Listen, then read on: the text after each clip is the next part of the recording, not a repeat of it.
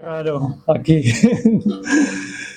Sitio nuevo, local nuevo. Bueno, podemos abrir las Biblias en 1 Timoteo capítulo 3, que es la lectura que hemos tenido.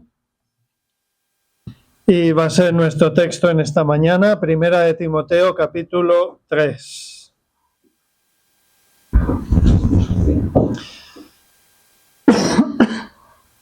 En los últimos meses, aquí en Son Castelló, cada vez que me ha tocado traer el mensaje de la palabra, hemos estado viendo fragmentos de esta primera carta de Pablo a Timoteo. Y hoy, con la ayuda de Dios, pues veremos un poquito más. Hoy toca el capítulo 3. Y dado que hoy tenemos una reunión unida con los hermanos de la Iglesia del Arenal, y hay bastantes invitados y personas aquí que no han escuchado los mensajes anteriores, quiero empezar con una aclaración muy sencilla. No os preocupéis si no habéis escuchado los mensajes anteriores. Los textos están encadenados, las reflexiones también, pero no pasa nada. En estos primeros minutos haré un poquito de resumen de lo que han sido los capítulos 1 y 2. Y también hay que tener en cuenta que estas predicaciones no son semanales, son más o menos una vez al mes, y entiendo que es difícil, incluso para los que somos de Son Castelló, pues recordar lo que se ha hablado en la ocasión anterior, porque es verdad que han pasado bastantes semanas. Pero bueno, no estamos yendo escrupulosamente versículo por versículo, viendo cada frase, cada expresión al más mínimo detalle. La idea de estas predicaciones que estamos haciendo en Timoteo es captar, es aprender del mensaje de fondo de esta carta de Pablo a Timoteo. En el capítulo 1, vamos con un poquito de resumen. En el capítulo 1 se habla de las malas enseñanzas que acechan a las iglesias. Y resumiendo muchísimo, el capítulo 1 básicamente explica que hacer excesivo caso a lo que no es bíblico puede traer problemas y conflictos en las iglesias. Pablo le recomendó a Timoteo que no hicieran mucho caso a lo que no es bíblico, lo que no está en la Biblia, porque eso trae tensiones en la iglesia y impide que la iglesia sea edificada en el conocimiento de la palabra de Dios. Eso fue el capítulo 1.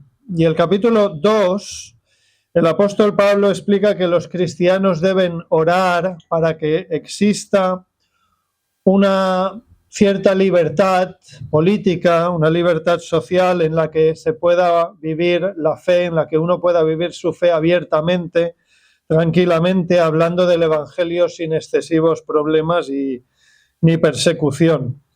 Y hacia el final del capítulo 2, que es lo último que vimos, se dan unos ciertos detalles prácticos de cómo hombres y mujeres en la Iglesia debemos aplicar este mandato a la oración. El apóstol Pablo insta a las personas a ser personas de oración de lunes a domingo, toda la semana, cada día. Pablo indica a los hombres y a las mujeres de la Iglesia que tengan un corazón humilde, un corazón deseoso de servir al Señor, que se traduce en una vida que refleja eso, una vida con frutos del Espíritu visibles de cara a todos los demás. Y Pablo en el capítulo 2, hacia el final del capítulo 2, ya que habla de hombres y mujeres en la iglesia, pues aprovecha para tratar un poquito los roles de cada uno en la iglesia, en la congregación. Pero bueno, lo importante es que la actitud de ambos, de mujeres y hombres por igual, debe ser una actitud humilde de corazón y deseosa de mostrar más y más y más frutos del Espíritu cada uno en sus vidas.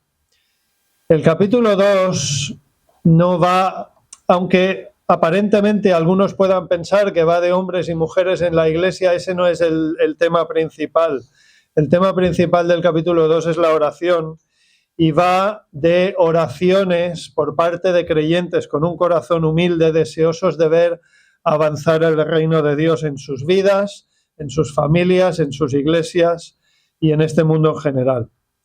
El tema principal del capítulo 2 es que los cristianos tenemos que orar en favor del avance del Evangelio y Pablo muestra de manera práctica cómo se hace esto, que es llevando vidas humildes, despojándonos cada uno de los pecados que nos asedian, normalmente los hombres unos tipos de pecados y las mujeres con otros tipos de pecados, por norma general. Y ya está, y eso es el fin de resumen. El capítulo 2 trata de la oración y de la humildad en la iglesia. Eso es básicamente el capítulo 2. Por tanto, vamos con nuestro texto de hoy. Capítulo 3. Si tenéis la Reina Valera del 60 en las manos, veréis que el capítulo está dividido en 3 partes. Veréis que hay 3 títulos diferentes. Requisitos de los obispos en los versículos del 1 al 7. Luego viene requisitos de los diáconos en los versículos del 8 al 13. Y finalmente hay una breve sección titulada El misterio de la piedad. Lo he dicho muchas veces y no está de más decirlo. El texto bíblico en su día fue escrito de continuo. Las divisiones de capítulos y versículos son de hace unos cuantos siglos y se pusieron para facilitar la localización de textos en la Biblia. Y estos 3 títulos que acabo de mencionar pues son aún más recientes, son de hace escasos 70 años, de la revisión del texto bíblico de 1960, y no son más que titulillos para guiar al lector en cuanto a la lectura de la Biblia. Indican el tema de cada texto. Y lo digo porque aquí en este capítulo 3 los títulos son bastante orientativos. En el primer fragmento del 1 al 7 Pablo habla de las cualidades de un líder de iglesia. Luego el segundo fragmento habla de las cualidades de un diácono, lo que tiene que cumplir un diácono para servir en la iglesia. Y el tercer párrafo, que es donde nos vamos a centrar en esta mañana, habla un poquito de la función general de la Iglesia en este mundo. Estos textos del capítulo 3, junto con un pasaje paralelo muy similar que está en Tito capítulo 1, suelen ser los 2 textos que se usan en general para explicar lo que exige la Biblia, la palabra de Dios en cuanto al liderazgo de la Iglesia. Si os fijáis al principio hay una palabra que a algunos os puede chocar, que es la palabra obispo. Es cierto que en las iglesias evangélicas, por norma general, históricamente no tenemos obispos regionales por encima de las iglesias locales. Pero eso no significa que la palabra esté vetada en el mundo evangélico. Es una palabra que viene del griego, ahora lo veremos. Y bueno, lo voy a explicar un poquito por encima. No tiene que ver con el texto de hoy, no es el objetivo del texto de hoy. Sí que tiene que ver con el texto, pero no es mi objetivo.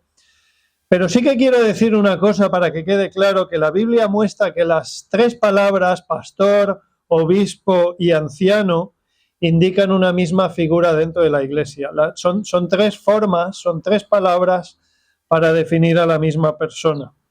Si os fijáis aquí en los versículos del 1 al 7, Pablo describe las cualidades que deben tener los obispos, es la palabra que pone. Lo que si nos vamos a Tito capítulo 1, del 5 al 9, veremos que la descripción es exactamente la misma y Pablo dictamina que eso es para los ancianos, pero es lo mismo, obispos y ancianos. Luego, si nos vamos, no importa que lo busquéis, Hechos capítulo 20, en 2 versículos concretos que son el 17 y el 28, pero bueno, es un pasaje, está hablando de las mismas personas todo el tiempo, habla de ellos como ancianos en un momento y luego habla de las mismas personas como obispos, y luego además se dice que esas personas apacientan un rebaño. Apacentar es verdad que no se usa la palabra pastor, pero es un derivado del lenguaje, del simbolismo ganadero, del mundo de las ovejas. Y en Tito 1 se habla del anciano y del obispo como de la misma persona, pero se dice que es el administrador de Dios. Es una función que la Biblia dice que tiene. Y por último, y hay más, pero bueno, quiero ser muy breve con esto porque no, ya lo he dicho, no es el objetivo de esta mañana. En 1 de Pedro 5, hablando de ancianos en la iglesia, dice que apacientan el pueblo de Dios. Otra vez es el mismo lenguaje del tema pastoral, el tema ganadero pastoral, aplicado en este caso al obispo. Bueno, la pregunta es obvia, ¿no? ¿Por qué usa la Biblia 3 palabras diferentes para referirse a la misma persona? Pues probablemente por las distintas funciones que les encomienda la palabra de Dios. Cuando se refiere a un anciano, tiene que ver pues con la madurez espiritual, con el conocimiento de la palabra de Dios. Cuando se refiere a obispo, se refiere a supervisión, gobierno, control de la iglesia, porque obispo viene del griego episcopos, que literalmente significa un inspector o un supervisor. Y cuando se refiere a pastor, cuando la Biblia se refiere a pastor, pues es ese simbolismo del mundo de las ovejas: cuidar, alimentar, proteger, guiar, guardar a las ovejas, que son simbólicamente hablando las personas, ¿no? Porque la iglesia está formada por personas. Pero bueno, concluyendo, que el Nuevo Testamento, asocia a la figura del pastor, del anciano y del obispo la misma función en la iglesia, son representantes de la iglesia, su tarea era y sigue siendo hoy la de liderar y guiar a la congregación hacia una vida santa y temerosa de Dios. Esa es la función del pastor, del anciano, del obispo. Luego el segundo fragmento de nuestro texto de hoy habla de los diáconos. Tampoco lo voy a explicar mucho en detalle, pero bueno, sí que diré que el diácono es la persona dentro de la iglesia que se encarga de las funciones prácticas, de las funciones más logísticas del día a día de la iglesia. Lo que hay que tener una cosa en cuenta: la Biblia, en el texto que tenemos hoy, nos está transmitiendo que el pastor, anciano, obispo, es un servidor de la iglesia y que los diáconos son servidores de la iglesia. Es lo mismo. La diferencia es que unos se encargan del ministerio de la palabra y los otros se dedican más a cuestiones materiales, cuestiones prácticas del día a día del funcionamiento de la iglesia. Pero bueno, esto es la estructura de la iglesia que vemos en la Biblia. Ya veis que no hay más. Es el modelo de iglesia que vemos en la Biblia. Las iglesias evangélicas, por norma general, no tienen grandes estructuras ni tienen un sistema amplio, jerarquizado de estructura de control y de poder. Una de las cuestiones que llamó la atención a los reformadores del siglo XVI es que lo que veían en la Biblia, el modelo de iglesia que veían en las páginas de la Biblia, no les cuadraba bien con aquella estructura fuertemente jerarquizada con la que llegó la iglesia oficial al final de la Edad Media. Y es por eso que en los últimos 500 años las iglesias que tratan de ajustarse lo más que pueden a la palabra de Dios tienen estructuras bastante simples, bastante sencillas, sin niveles, sin jerarquías, a excepción de estas dos funciones que estipula la Biblia, que son pastores y diáconos. Y bien, tenemos en los primeros 13 versículos de nuestro texto toda una serie de requisitos, ¿no? En los versículos del 1 al 7 están los requisitos para un pastor y del 8 al 13 están los requisitos de un diácono. Y ya lo he dejado caer antes, pero bueno, lo voy a decir. Si los comparamos, no los voy a leer de nuevo, no hace falta que lo leamos de nuevo. Pero bueno, si uno se dedica a comparar los dos fragmentos del 1 al 7 con el 8 y el 13, veremos que son muy, muy, muy similares, son tremendamente similares. Lo que se pide de uno es más o menos lo que se pide de otro. Hay algunas pequeñas diferencias, algunas pequeñas variaciones.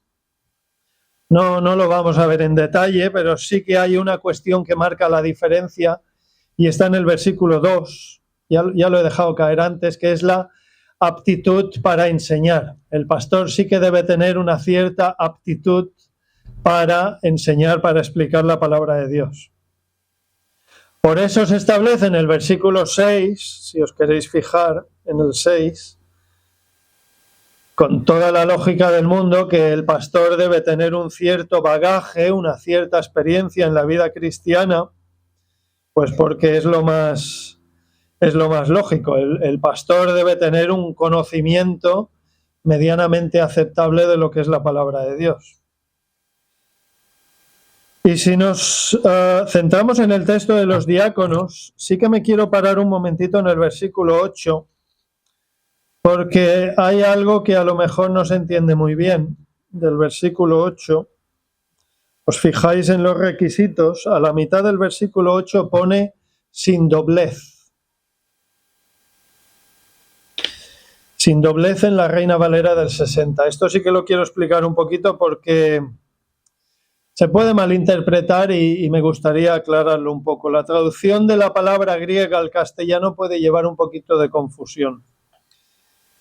Lo primero que nos puede venir a la cabeza cuando leemos lo de sin doblez es que la persona no sea doble, o sea, que no se doble, que no se doblegue, es decir, que no se doblegue, que su voluntad no sea doblegada con facilidad.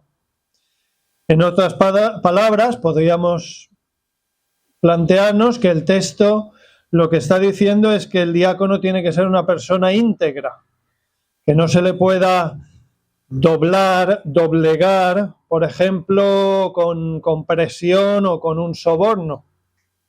Vamos, que no cambie de opinión ante la presión excesiva por parte de otros.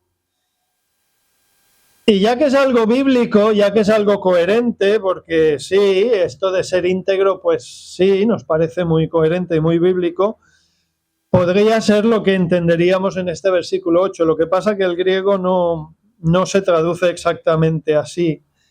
El griego original lo que dice es que la persona no debe ser de doble lengua, que no debe ser de doble lengua. Lo que viene a significar el original en griego, es que el diácono no debe ser un falso. Es decir, que no diga por un lado una cosa y que por el otro lado diga otra, diferente. Es cierto que a la larga implica integridad, ¿no? Que es también la otra interpretación. Pero bueno, quería explicarlo. La Biblia inglesa en su día, la King James, lo tradujeron como not double-tongued. Y hace 500 años en la primera Biblia española se puso no de dos lenguas. Yo creo que se entiende, nadie tiene dos lenguas, tenemos una, pero se entiende, es una forma de hablar. Estuvo así bastantes siglos en la Biblia española hasta que desafortunadamente a mediados del siglo XIX pusieron no bilingüe. Y siguió exactamente igual en la primera revisión del siglo XX, la 1909, no bilingüe, hasta que en 1960 pusieron no doblez. Lo que pasa que no bilingüe está rozando ahí lo entendible. Si uno quiere entenderlo, lo entiende, pero claro, está el peligro de que una lectura excesivamente simplista del texto puede llevar a algunos a pensar que los que hablan más de un idioma no pueden servir en la iglesia. Y claro, es un poco irónico, ¿no? Que el que hable más de un idioma no pueda servir en la iglesia, como si no iba a difundirse el evangelio a lo largo de la historia y por todo el planeta Tierra si las personas de la iglesia no aprendían otros idiomas para poder llevar el evangelio. Claro, lo de no bilingüe no era muy buena traducción. Y cuando llegaron los traductores de la Reina Valera del 60, claro, ellos vieron que eso no podía quedarse así, tenían que mejorarlo y se les ocurrió sin doblez. Bueno, sí, lo mejoraron, es mejor que no bilingüe, pero es verdad que no se acaba de entender del todo. Y la nueva Biblia que salió hace unos pocos años, que usamos aquí en Son Castelló, la de Sociedad Bíblica Trinitaria, tratan de solucionarlo un poquito más. Y yo creo que aciertan bastante porque ponen sin doblez de palabra. Sin doblez de palabra. Ahora sí que yo creo que ya el que lo quiere entender lo entiende. El diácono debe ser una persona sin dobles palabras, es decir, que no diga blanco por un lado y negro por el otro. Pero bueno, la conclusión es la misma. El diácono debe ser íntegro. Por lo tanto, ¿qué aprendemos de todo esto? ¿Hacia dónde quiero ir en esta mañana? ¿A dónde vamos en esta mañana? Pues,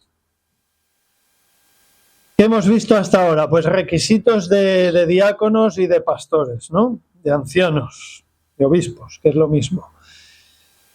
Lo último que he dicho, el diácono debe ser una persona íntegra. Vale, sí, es correcto, el diácono debe ser una persona íntegra. Entonces los demás no importa que sean íntegros. El diácono debe ser honesto, vale, y los demás en la iglesia no hace falta que sean honestos. Claro, es la gran pregunta, ¿no? Aquí tenemos requisitos de pastores y diáconos. ¿Son requisitos de pastores y diáconos o son también para todos los demás? Porque si nos fijamos en los versículos 2 y 3, dice que el pastor debe ser prudente, amable, apacible y no avaro. El pastor debe ser prudente, amable, apacible y no avaro. ¿Significa que solo el pastor debe ser prudente, amable, apacible y no avaro? Entonces los demás miembros de la iglesia pueden ser imprudentes, desagradables, agresivos, avariciosos. Es lo que nos dice el texto, ¿no? ¿Verdad? La Biblia establece un patrón claro, de tapa a tapa, de cómo debe comportarse un creyente, de cómo debe comportarse una persona temerosa de Dios. Y un resumen muy bueno de ello está en Gálatas 5, que son los llamados frutos del Espíritu. Todos los creyentes debemos mostrar lo que el apóstol Pablo llama los frutos del Espíritu. Gálatas 5:22. Amor, gozo, paz, paciencia, benignidad, bondad, fe, mansedumbre, templanza. Eso es lo que deberían mostrar todos los cristianos. Entonces, estas indicaciones que tenemos en nuestro texto de hoy, 1 Timoteo 3, ¿qué son?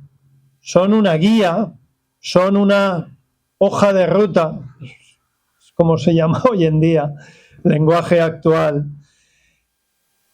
Es una guía de lo que hay que buscar que destaque de una forma especial en las personas designadas por la propia Iglesia para dirigirla.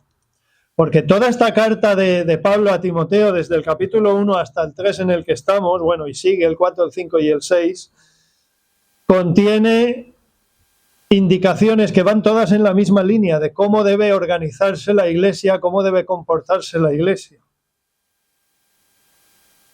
Y lo correcto delante de Dios, por nuestra parte, para que vivamos en este siglo XXI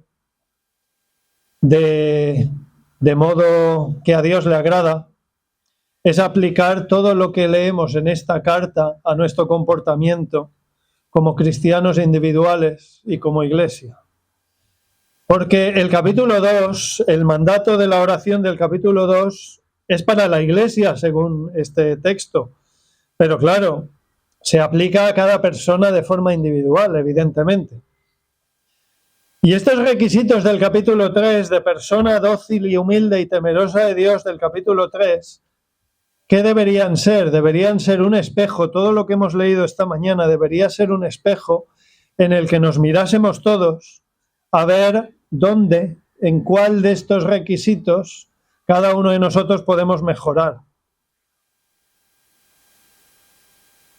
Hoy es un día pues especial, ¿no? Hoy es un día un poquito especial. Estamos celebrando la apertura de un nuevo local de iglesia. Es verdad que la iglesia aquí en Son Castelló lleva pues unos 10 meses, casi un año, como punto de misión, Pero bueno, hoy estamos de enhorabuena, celebramos pues este nuevo local que todos vemos que es un gran paso adelante hacia la obra de evangelización en esta zona y en toda la ciudad y en toda la isla.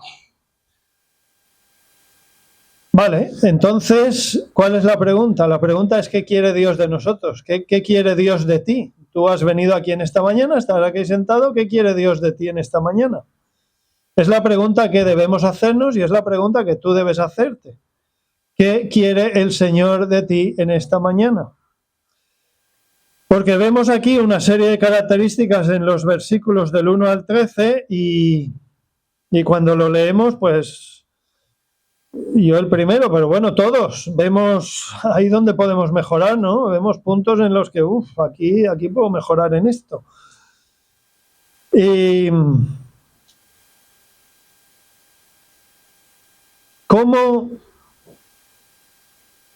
A ver, lo voy a decir de otra manera. ¿Queremos que la iglesia de Son Castelló crezca? ¿Queremos ver esta sala llena de gente cada domingo? ¿Queremos que la iglesia del Arenal crezca? Porque esto es el Arenal y Son Castelló, estamos juntos hoy. ¿Queremos que Son Castelló y el Arenal crezcan? Vamos a leer el fragmento final. Acompañadme al versículo 14.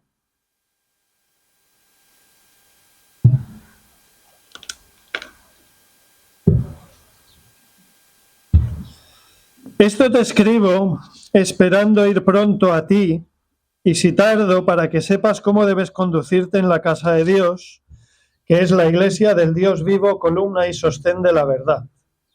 Y sin contradicción, grande es el misterio de la piedad. Dios ha sido manifestado en carne, justificado en el Espíritu, visto por los ángeles, predicado a los gentiles, creído en el mundo, recibido arriba en gloria.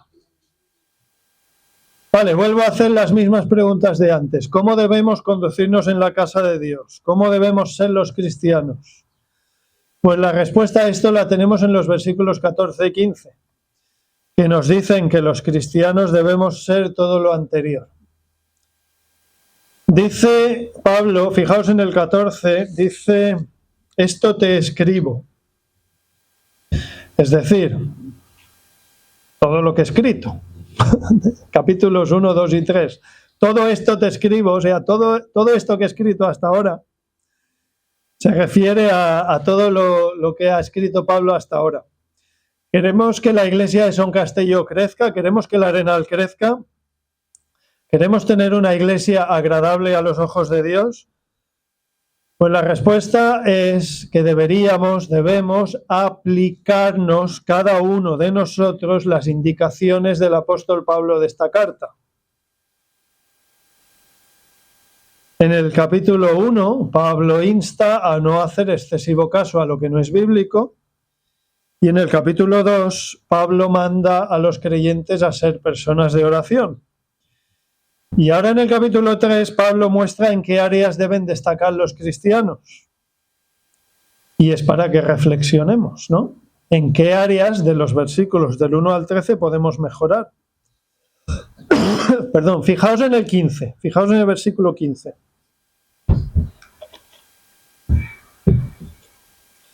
Dice, para que sepas cómo debes conducirte en la casa de Dios, que es la iglesia del Dios viviente, columna y baluarte de la verdad, dice la Reina Valera del 60, y esta otra versión dice columna y sostén de la verdad.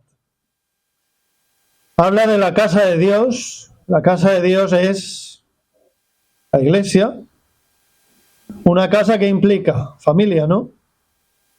¿Qué significa el texto? Simple, los cristianos somos una familia. Y luego aclara el versículo que esto es iglesia. Y finalmente dice que la iglesia es columna y baluarte de la verdad, columna y sostén de la verdad. Son dos simbolismos. La columna, pues, es fácil de entender, ahí hay una y hay una. Columna sostiene lo que está encima. En edificación es algo que sostiene. Pablo lo que está diciendo es que simbólicamente la iglesia sostiene la verdad, y un baluarte es lenguaje constructivo también, pero bueno, la palabra está un poco rebuscada. Sostén es mejor palabra y sostén lo entendemos todos. Lo mismo que columna, sostener la verdad, aguantar la verdad. ¿Qué está diciendo Pablo? Que la Iglesia es la que tiene que sostener la verdad, la Iglesia es la que tiene que defender la verdad. ¿Y qué es la verdad? Juan 14, versículo 6. Jesús le dijo: yo soy el camino y la verdad y la vida. Nadie viene al Padre sino por mí. Cristo es la verdad, la palabra de Dios es la verdad. La Iglesia sostiene, aguanta la verdad. La Iglesia defiende la verdad. Quiero leer un pequeño fragmento, no es muy largo, solo son 7 u 8 líneas, pero quiero leer un fragmento que dijo un predicador británico muy famoso, muy conocido del siglo XIX, con respecto a este pasaje que estamos viendo hoy. Spurgeon dijo, y cito textualmente lo que escribió Spurgeon en el siglo XIX sobre este pasaje. ¿Qué significan estas dos palabras? La verdad. Implican ni más ni menos lo que se encuentra entre la portada y la contraportada de la Biblia. ¿Qué es la verdad? Podría decirse que son los consejos del cielo revelados en la tierra, la mente de Dios dada a conocer a los hombres, todos los preceptos, estatutos y testimonios del Altísimo.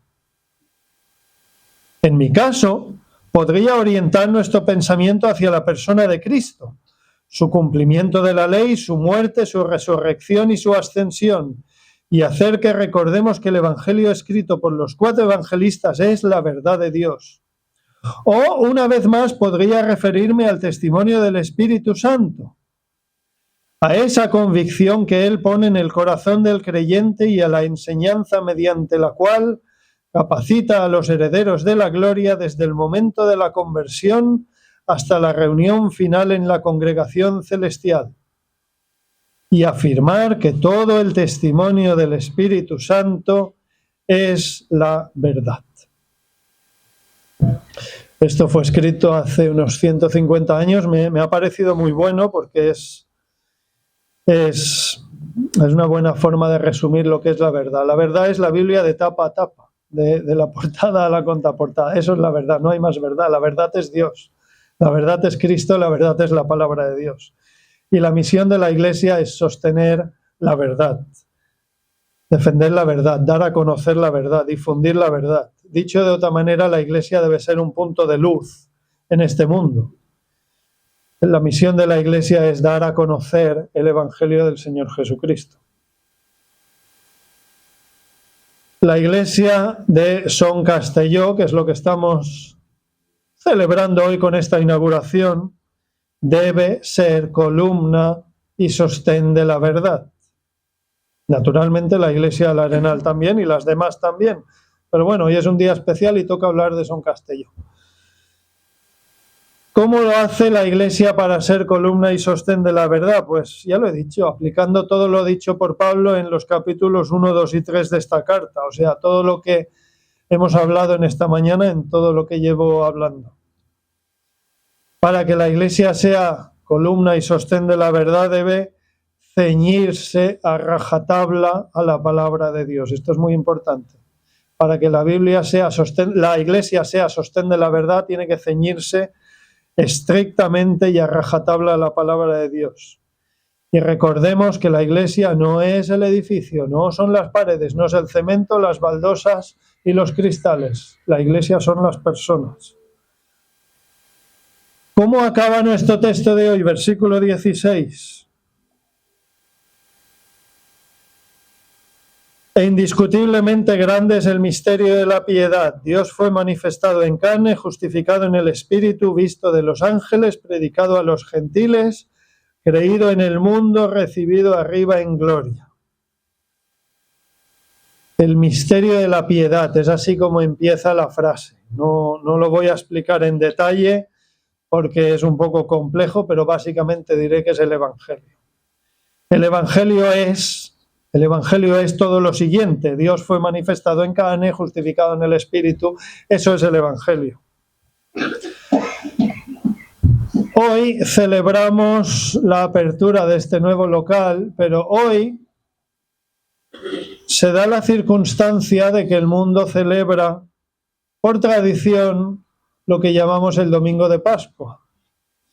Y muchas personas en el mundo aprovechan el día de hoy para recordar la muerte y resurrección del Señor Jesucristo. Sin esa victoria en la cruz no habría iglesia. La iglesia está basada en la obra en la cruz, la obra redentora de Jesús en la cruz. Dios mismo se hizo hombre, es decir, lo que nos dice el versículo 16, Dios fue manifestado en carne. La cruz es un sinsentido para el que no lo entiende. ¿Por qué Jesús, siendo Dios, entró en su propia creación y se dejó clavar en una cruz para morir de una muerte muy desagradable y muy dolorosa? ¿Para qué? Pues porque fue un acto de amor, fue la única manera de ofrecer salida al hombre. Una salida al hombre porque el hombre estaba destinado a pagar por sus pecados en el infierno para siempre jamás. Y lo llamamos la Pascua porque está basado en la antigua Pascua hebrea en la que la sangre del Cordero inocente sin mancha cubría los pecados de las personas. La Pascua antigua no era más que un simbolismo que apuntaba al Cordero de Dios con mayúsculas que quita el pecado del mundo, que es el Señor Jesucristo.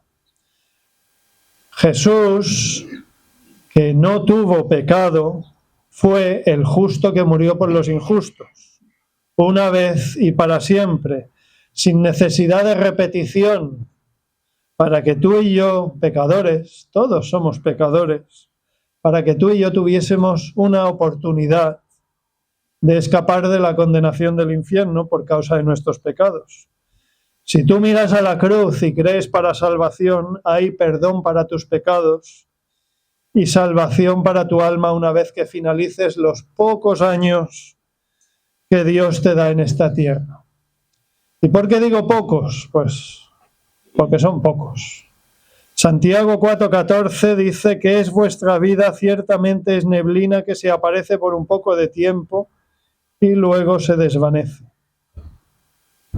Eso es la vida. Es un bluff. Los que son más jóvenes, muchos no lo tienen asumido del todo, pero bueno, todos los que pasamos de 40 a 50 años, yo creo que somos conscientes de que la vida es corta. Y los que tenéis más, los que tenéis 70, 80, pues vosotros sí que sois plenamente conscientes de que la vida es muy corta. Es un visto no visto. Y si tú en esta mañana no lo tienes claro o no confías en el Señor Jesucristo para salvación de tu alma, pues yo te recomiendo que pienses en estas cosas, porque lo que hoy se celebra, la Pascua de Resurrección, todo lo que concierne a la cruz parece una incoherencia como hecho aislado. Es verdad, hay que admitirlo, parece una incoherencia. Pero si uno lo enfoca desde el punto de vista del mensaje de la Biblia, teniendo en cuenta que el mensaje de la Biblia es verídico, como nos muestra la condición de pecado de toda persona en este mundo, entonces todo cobra sentido. Cuando uno tiene a Dios en cuenta, pues todo eso de la cruz, todo lo del perdón de los pecados, todo cuadra, todo tiene sentido, todo tiene coherencia. Si hay un Dios, y lo hay, ¿no te conviene hacer las paces con Él? Porque ¿cuántos años crees que vas a estar aquí en este mundo hasta descubrirlo? ¿No sería más prudente, si es que hay un Dios, hacerle un poco de caso ahora que aún estás a tiempo? Porque ya te digo yo que en el juicio final ahí no hay posibilidad de arrepentirse y buscar el favor de Dios. Entonces ya no. Es ahora o nunca. Y yo sé que las fechas no coinciden, yo sé que hay mucho de paganismo, pero toda la celebración de la Semana Santa y la Pascua es un recordatorio, es el recordatorio de que la mano de Dios está ahí abierta, está tendida para ti. Solo tienes que arrepentirte de tus pecados personales y agarrar esa mano que Dios te está ofreciendo. Dios no echa a nadie que le busque. Si tú quieres hacer las paces con Dios, puedes hacerlas. Si tú quieres, puedes. Busca a Dios de corazón y seguro que lo vas a encontrar. Voy terminando. La Iglesia es un punto de luz. La Iglesia es un punto de luz para que la gente busque a Dios. La Iglesia de Son Castelló debe ser un punto de luz para que la Iglesia, para que la gente busque y encuentre a Dios. La Iglesia de Son Castelló tiene que ser columna y sostén de la verdad, aplicando todo lo que dice Pablo en esta carta. Por tanto, voy terminando. ¿Con qué idea nos vamos a ir a casa? La Iglesia no es un genérico. La Iglesia somos personas. Somos nosotros, las personas, los que debemos aplicar lo que dice Pablo en esta carta. Pero no pienses en los demás, piensa en ti. No pienses, todos los demás, esto es para tal o cual. No, es para ti.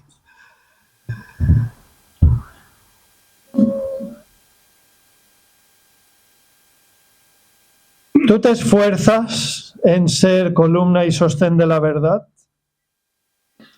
¿Tú qué haces para ser columna y sostén de la verdad? Una curiosidad, sí que quiero decir una curiosidad antes de terminar. Cuidado con confundir lo que enseña la Biblia en este pasaje, que la Iglesia es sostén de la verdad, siendo la verdad la palabra de Dios misma, a una cosa muy diferente e incorrecta, que es la idea de que la Iglesia en sí misma es la verdad y la Iglesia es verdad, la Iglesia tiene siempre la verdad, ideas que giran en torno a eso. Tal vez alguno de los que sois de Son Castelló, a lo mejor os acordáis que cuando vimos el capítulo 1, al final del capítulo 1 hay unos cuantos versículos que llevaron en su día, estoy hablando de hace muchos siglos, a una confusión histórica, a una auténtica barbaridad que fue la de quemar personas por motivos religiosos en hogueras, estoy hablando de la Inquisición, y eso estuvo basado en una muy mala interpretación de 1 de Timoteo 1:20. Pues aquí sucede una cosa muy similar con este pasaje que estamos viendo hoy. Una muy mala interpretación de este versículo 15 es que la Iglesia cuenta siempre con la verdad. Es muy complejo de explicar, ahora no voy a entrar en detalles, solo lo voy a explicar en 2 minutitos. Pero bueno, creo que tengo que mencionarlo. Esta idea, estirada y retorcida durante siglos, va deduciendo, son deducciones que tardan siglos, pero la deducción os la presento. Si la Iglesia guarda la fe transmitida a los santos, para que esto sea posible, la Iglesia no debería desviarse. Dios debería impedir que la Iglesia se desvíe. Y por tanto, si Dios impide que la Iglesia se desvíe, el resultado final sería que la Iglesia sería infalible como entidad. Y por tanto, si la Iglesia es infalible como entidad, lo que dice la Iglesia, lo que enseña la Iglesia, el magisterio de la Iglesia, sería igual de válido como fuente de autoridad. Este es el razonamiento. Continuó durante siglos este razonamiento incorrecto, hasta que a finales del siglo XIX, año 1870, pues se estableció que si la Iglesia es infalible por promesa divina, pues entonces su cabeza visible, que es el Papa de la Iglesia oficial, pues cuenta con esa infalibilidad cuando define verdades de fe. Cuidado con esta forma de pensar, no es lo que dice la Biblia, no es lo que dice el versículo 15, miradlo, es que no es lo que dice el versículo 15 para nada.